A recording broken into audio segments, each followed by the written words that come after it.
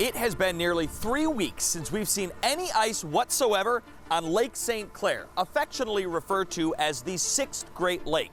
Meanwhile, the other 5 Great Lakes just set a brand new record.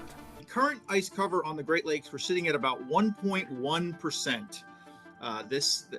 Historically, for the date, this is the lowest we have ever seen. Brian Maraska from NOAA's Great Lakes Environmental Research Lab says it's pretty simple. As of now, there's almost no ice on the Great Lakes. Well, it all comes down to temperature. You know, there's multiple things that go into it. And when we have very warm Decembers, which we had this year, it was incredibly warm across the entire Great Lakes.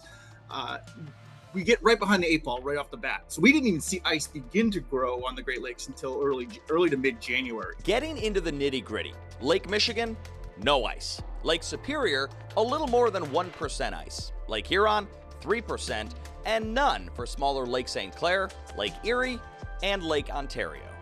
These numbers, not normal. The current amount of ice on the Great Lakes, if we were looking for the middle of March, we'd be seeing somewhere between 35 to 40% ice cover for the Great Lakes. And as of right now, we are seeing just over 1%. So we are significantly below the long-term average. And less than normal ice means less than normal life for the Great Lakes. It matters because ice is a very important part of the annual Great Lakes cycle. You know, two of the biggest drivers of our wintertime economy, or at least our tourist economy, are ice fishing and snowmobiling.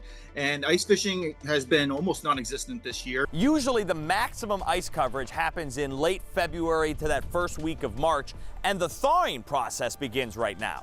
This year, not a lot to thaw though. Derek Kevra, Fox 2 News.